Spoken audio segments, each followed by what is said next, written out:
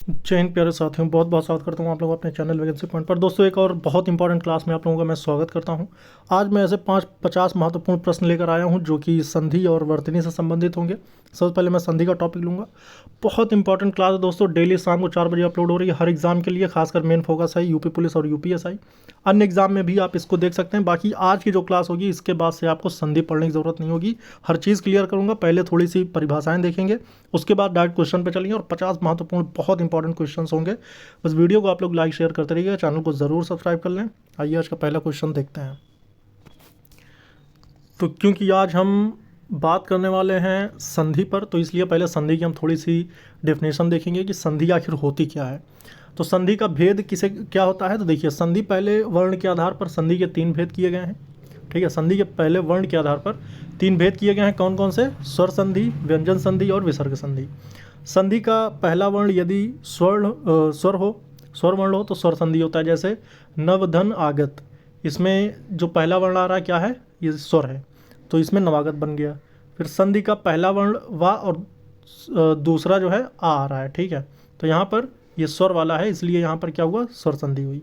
उसके बाद संधि का पहला वर्ण यदि व्यंजन वर्ण हो तो व्यंजन संधि होती है। जैसे वाक धन ईश, यहाँ पर देखो पहला वर्ण जो आ रहा है संधि का वो का आ रहा है, तो संधि का पहला वर्ण का है, इसलिए यहाँ पर व्यंजन वर्ण है। इसलिए संधि का पहला वर्ण यदि अगर विसर्ग युक्त होगा, जैसे कि यहाँ पर देखो विसर्ग है, आह की जो मात्रा होती है इसको विसर्ग कहते हैं, तो यहाँ से ये चीज़ विसर्ग हो जाएगी और मनः धन रथ जो कि मनोरथ हो जाएगा।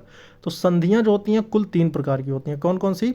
स्वर संधि, व्यंजन संधि और विसर्ग संधि। यहाँ पर तीनों संधियों के बारे में हमने समझ लिया है कि स्वर संधि तब होगा जब संधि विच्छेद किया जाए तो पहला वर्ण जो आएगा अगर वो स्वर आएगा तब तो वो स्वर संधि है। व्यंजन संधि में क्या होगा? पहला वर्ण अगर व्यंजन आएगा तब वो व्यंजन संधि हो जाएगा। अगर पहला वर्ण अगर पहले विसर्ग आता है तो वो विसर्ग संधि हो जाएगी। ठीक है, 3 प्रकार की। यहाँ पर हम थोड़ा सा स्वर संधियों के बारे में समझ लेंगे। ठीक है, क्योंकि स्वर संधि खुद में भी 5 प्रकार की होती है। स्वर के बाद स्वर अर्थात 2 स्वरों के मेल से जो विकार होता है, परिवर्तन होता है, उसे स्वर संधि कहते हैं। दोस्तों, हर चीज़ क्लियर करते चलूँगा, बस आप लोग वीडियो को लाइक शेयर करते रहिएगा। जैसे सूर्यधन अस्त, यहाँ पर क्या हो रहा है? सूर्यास्त बन रहा है। ठीक है, महाधन आत्मा, महात्मा बन रहा है। स्वर संधि के निम्नलिखित 5 भेद बताए गए हैं। कौन कौन से? तो पहला दीर्घ संधि होता है, दूसरा गुण संधि, तीसरा वृद्धि संधि, चौथा यण संधि और 5वां अयादि संधि। संधि 3 प्रकार की और उसमें से स्वर संधि जो होती है 5 प्रकार की। कभी कभी डायरेक्ट यही क्वेश्चन बन जाते हैं, तो ये भी आपको ध्यान रखना है। अब यहाँ पर हम देखेंगे कि यहाँ पर आपको पता चल जाएगा कि दीर्घ कौन कौन से होते हैं, गुण कौन कौन से होते हैं, वृद्धि कौन कौन से होते हैं और यण कौन कौन से होते हैं और अयादि कौन कौन से होते हैं। तो यहाँ पे बहुत शॉर्ट में इसको समझा दिया गया है कि अगर किसी भी शब्द में बड़ा आ, बड़ी ई या बड़ा ऊ का बोध हो रहा है तो इसे दीर्घ कहते हैं। ठीक है, या फिर दीर्घ संधि में जाएगा। गुण कब कहेंगे? जब उसमें इन 3 स्वरों का बोध हो रहा हो। और वृद्धि संधि कब कहेंगे? जब उसमें ए और औ का बोध हो रहा हो। यण संधि कब कहेंगे? जब उसमें इन 4 का बोध हो रहा हो। और अयादि संधि कब कहेंगे? जब उसमें इन सभी का बोध हो रहा हो। तो यहाँ पर देख रहे हो 5 संधियों को बहुत शॉर्ट फॉर्म में बस इतने में समझा दिया गया है कि जब किसी भी शब्द में इन तीनों का बोध, इन तीनों का बोध, इन दोनों का बोध और इन 4 का बोध और इन इतने का बोध अगर हो रहा है तो वो खुद अपनी पहचान बता देते हैं कि वो किस संधि से बिलोंग कर रहे हैं। तो उम्मीद करता हूँ ये चीज़ें आप समझ चुके होंगे। फिर उसके बाद व्यंजन संधि देख लेते हैं। देखिए, व्यंजन संधि बहुत साफ, इसका पूरा एग्जैक्ट वो है कि व्यंजन के बाद स्वर या व्यंजन आने से जो परिवर्तन होता है उसे व्यंजन संधि कहते हैं। अगर पहला वर्ण यहाँ पर व्यंजन आ गया तो इसका मतलब पूरी तरह से वो व्यंजन संधि होगा, इधर कुछ भी आ जाए। ठीक है, तो जैसे वाक धन ईश मिलाकर क्या हो जाएगा? वागीश। ठीक है, यहाँ पर क्या हो रहा है? पहला जो संधि का जो पहला विच्छेद का जो वर्ण आ रहा है वो आपके क्या है? वो व्यंजन है। इधर कुछ भी आ जाए, चाहे स्वर आए चाहे व्यंजन, उससे नहीं मतलब। फिर उसके बाद व्यंजन का शुद्ध रूप, हल वाला रूप, जैसे कि क ख ग आता है। शुद्ध या मूल व्यंजन जो होते हैं क ख ग आदि के साथ नीचे लगे हुए तिरछी रेखा, यानी जिसे हल कहते हैं या हलंत कहते हैं, वो लगा होता है। ठीक है, अब हम थोड़ा सा विसर्ग संधि समझ लेते हैं। विसर्ग संधि जो होती है, विसर्ग के बाद स्वर या व्यंजन आने पर विसर्ग में जो विकार होता है यानी परिवर्तन होता है उसे विसर्ग संधि कहते हैं। अगर यहाँ पर विसर्ग आ रहा है तो इधर कुछ भी आए उससे नहीं मतलब है, फिर वो विसर्ग संधि ही माना जाएगा। जैसे निधन आहार तो ये निराहार बन जाएगा, ठीक है। दुधन आशा दुराशा, तपह धन भूमि तपोभूमि, मनः धन योग मनोयोग। तो उम्मीद करता हूँ आप संधि समझ चुके होंगे। एक बार मैं यहाँ पर क्लियर कर दूँ, संधि 3 प्रकार की होती है, स्वर संधि, व्यंजन संधि और विसर्ग संधि, जिसमें से स्वर संधि के खुद के 5 भेद होते हैं। संधि 3 प्रकार की होती है और स्वर संधि में खुद के 5 भेद होते हैं, ठीक है। तो ये आपके क्लियर हो जाने चाहिए। अब आइए क्वेश्चन पे चलते हैं। यहाँ पर आप देख रहे होंगे 2 वर्णों के मेल से होने वाले विकार को क्या कहा जाता है। जब 2 वर्णों का मेल होता है तो उसमें विकार का मतलब परिवर्तन। जब 2 वर्णों के विकार से या 2 वर्णों के मेल से जो परिवर्तन होता है तो उसे क्या कहते हैं? तो उसे कहते हैं, आपका पहला ही ऑप्शन बिल्कुल सही आएगा, ऑप्शन नंबर 1 संधि कहते हैं, ठीक है। दूसरे क्वेश्चन पे चलते हैं। संधि कितने प्रकार की होती है? यहाँ पर आपको अभी मैंने जस्ट बता दिया था रिवीजन के तौर पर कि आपको चीज़ें पता होनी चाहिए। तो दूसरे का देखो, संधि 3 प्रकार की होती है, ठीक है। कौन कौन सी? स्वर संधि, व्यंजन संधि और विसर्ग संधि। दयानंद में प्रयुक्त संधि का नाम बताओ। अब यहाँ पर चीज़ें आपको अच्छे से पता होनी चाहिए। तो दयानंद, जब बड़ा आ आता है तब क्या होता है? तब होता है दीर्घ संधि, ठीक है, क्योंकि अभी मैंने आपको बताया था। कपीस में प्रयुक्त संधि का नाम बताओ। कपीस, तो कपीस में जो सही ऑप्शन जाएगा ये भी आपका बड़ी ई आ रहा है, तब भी आपका दीर्घ संधि में जाएगा। सदैव, सदैव में प्रयुक्त संधि का नाम बताओ। तो यहाँ पर सदा धन एव हो जाएगा, और सदा धन एव का मतलब क्या हुआ, किस संधि में ये जाएगा? तो इसका जो सही ऑप्शन हो जाएगा ये भी आपका स्वर संधि में जाएगा, क्योंकि यहाँ भी स्वर यहाँ भी स्वर, तो ये स्वर संधि हो जाएगा, ठीक है। इनमें कौन स्वर संधि का उदाहरण है? संयोग, मनोहर, नमस्कार या पवन। तो इसमें जो सही ऑप्शन जाएगा, देखो पवन और पावन। यहाँ पर अगर पवन आ रहा है तो इसका संधि विच्छेद क्या होगा? पोधन अन, ठीक। और अगर पावन आ रहा है, क्योंकि ये बहुत पूछा जाता है और इसमें बहुत सारे अभ्यर्थी कंफ्यूज हो जाते हैं। अगर पावन आ रहा है तो पौधनन होता है, ठीक। तो यहाँ पर ओ और आ मिलकर क्या बनेंगे? ये स्वर संधि में जाएंगे, इस वजह से ये स्वर संधि हो जाएगा।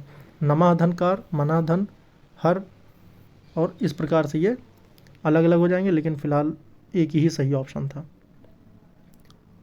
निम्नांकित में से कौन सा शब्द वृद्धि संधि का उदाहरण नहीं है? वृद्धि संधि का उदाहरण कौन सा नहीं है? तो 7वें का जो सही ऑप्शन होगा, देखो यहाँ पर भी ए आ रहा है, यहाँ पर औ आ रहा है, और यहाँ पर भी औ आ रहा है। तो ए और औ जो होते हैं ये आपके वृद्धि संधि के उदाहरण हैं, जबकि ग्रुप देश जो है ये आपका वृद्धि संधि नहीं होगा। निम्न में से दीर्घ संधि युक्त पद कौन सा है?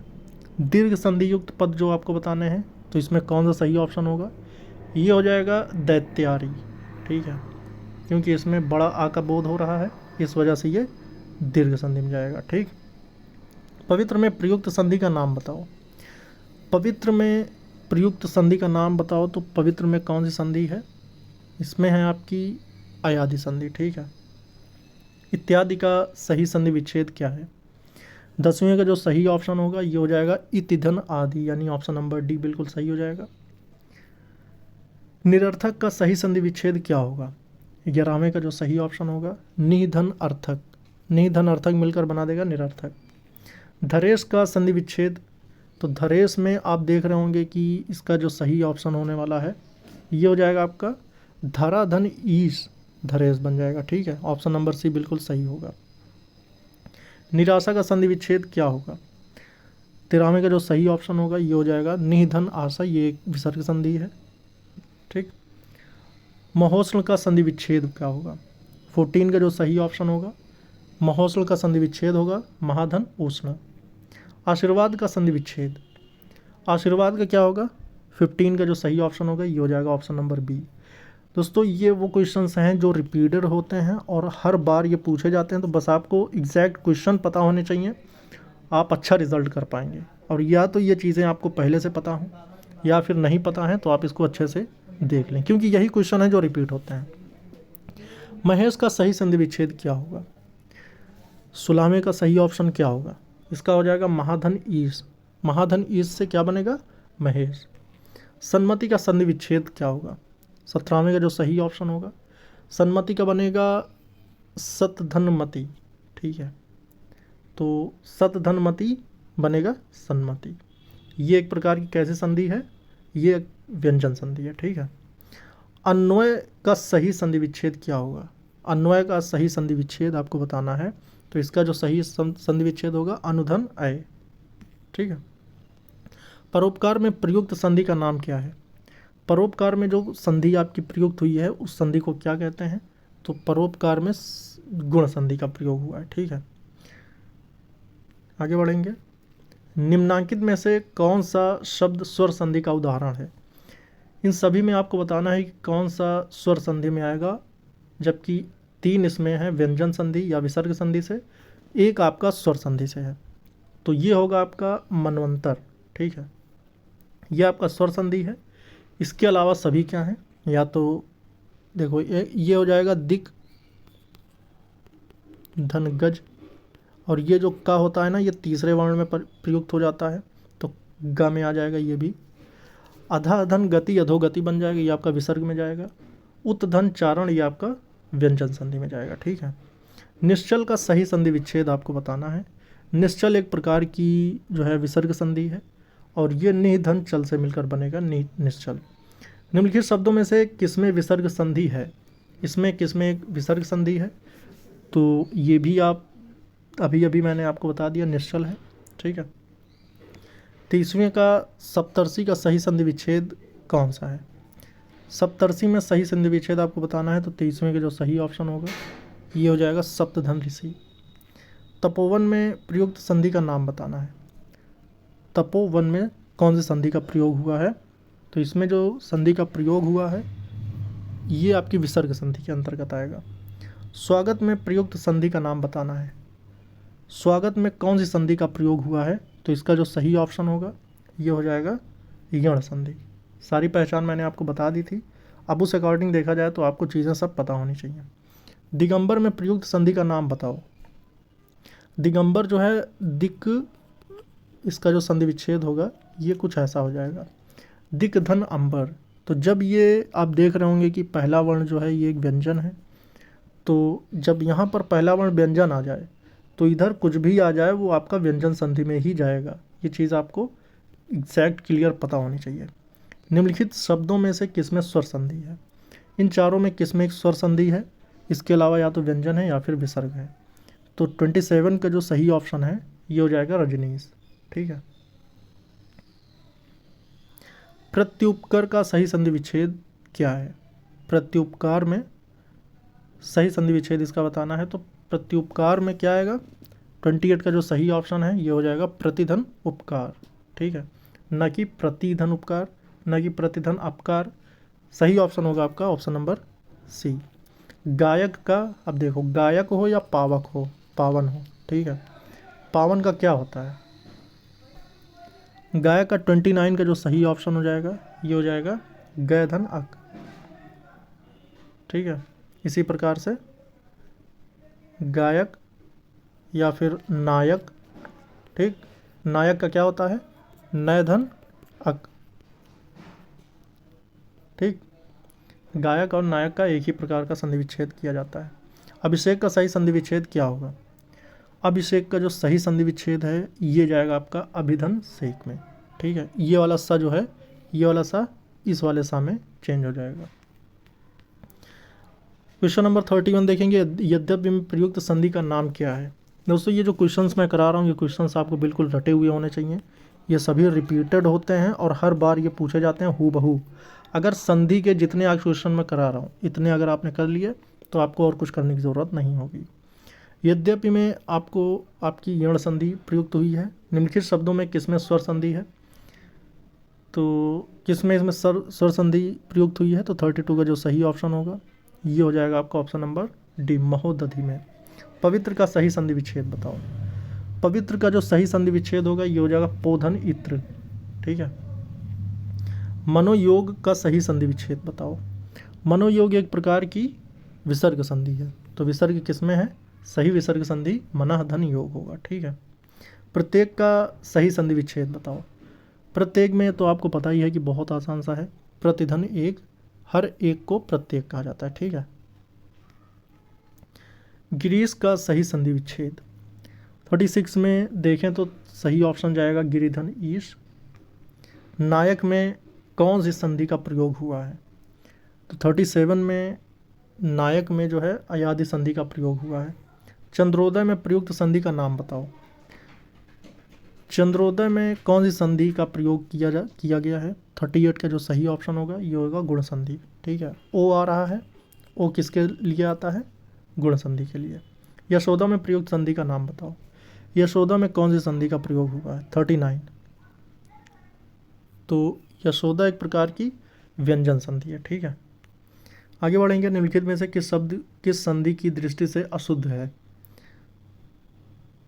निम्नलिखित में से एक शब्द संधि की दृष्टि से अशुद्ध है, यानी कि उसका संधि विच्छेद नहीं हो सकता है, तो वो कौन सा है? तो 40 का जो सही ऑप्शन होगा ये हो जाएगा तदोपरांत। निम्नलिखित में एक शब्द संधि की दृष्टि से अशुद्ध है, उस शब्द का चयन करो। तो इसका सही ऑप्शन होगा डी, 40 का डी, तदोपरांत। अभ्युदय शब्द में कौन सी संधि है? तो 41 का जो सही ऑप्शन होगा ये हो जाएगा अभ्युदय में यण संधि है। स्वर संधि के कितने भेद होते हैं? स्वर संधि के 5 भेद होते हैं, मैंने आपको बताया था। स्वर संधि का उदाहरण कौन सा है? इनमें से कौन सा स्वर संधि है? तो 43 का जो सही ऑप्शन होगा ये हो जाएगा रत्नाकर। ठीक है, व्यर्थ संधि, व्यर्थ शब्द में किन वर्णों की संधि हुई है? व्यर्थ में कौन से वर्णों की संधि हुई है? तो 44 का जो सही ऑप्शन होगा वो हो जाएगा छोटी ई और छोटा आ। ठीक, घुड़दौड़ का संधि विच्छेद। घुड़दौड़ में का सही संधि विच्छेद जो होगा वो हो जाएगा आपका घोड़ा धन दौड़। महोदय का सही संधि विच्छेद क्या होगा? महोदय का जो सही संधि विच्छेद होगा ये हो जाएगा ऑप्शन नंबर डी, महाधन उदय। तन्मय का सही संधि विच्छेद क्या होगा? 47 का, तो इसका सही ऑप्शन हो जाएगा तत्धनमय। ठीक है, उद्धरण का सही संधि विच्छेद 48 का जो सही ऑप्शन होगा ये हो जाएगा आपका ऑप्शन नंबर सी, उत्धन हरण। दोस्तों आपको बता दें ये क्वेश्चंस आपको हूबहू रटे हुए होने चाहिए, इसके नोट्स आप बना लें। बार बार मैं इसलिए कह रहा हूँ क्योंकि ये सारे क्वेश्चंस हूबहू रिपीट हो जाते हैं। 49 तेजोमय का सही संधि विच्छेद क्या होगा? तो इसका जो सही संधि विच्छेद होगा तेजा धनमय होगा। वीडियो को लाइक और शेयर करते रहें दोस्तों, और चैनल को ज़रूर सब्सक्राइब कर लें। डेली आपको शाम को 4 बजे क्लास मिलने वाली है, 6 बजे आपके लिए। अगर आप पुलिस या फिर एसआई की तैयारी में लगे हुए हैं, कांस्टेबल या एसआई की, तो आपके लिए 20 क्वेश्चन आते हैं पेपर में मानसिक अभिरुचि के, जो कि एक प्रकार का मूल विधि और पॉलिटी का मिक्सचर होता है। तो मूल विधि और पॉलिटी का जो मिक्सचर होता है वो 20 क्वेश्चन आपके अलग से पूछे जाते हैं। रीजनिंग का पार्ट होता है, वो भी मैं शाम को 6 बजे करा रहा हूँ, और जीके आपकी 8 बजे रात में हो रही है, तो उसको भी आप लोग देखें। 3 क्लासेस डेली अपलोड हो रही हैं। राकेश का सही संधि विच्छेद आप बताएं। 50 का जो सही ऑप्शन होगा ये हो जाएगा दोस्तों आज का अंतिम क्वेश्चन। इसका जो सही ऑप्शन होगा ये हो जाएगा आपका ऑप्शन नंबर डी। आज की वीडियो में बस इतना ही। जय हिंद, जय भारत।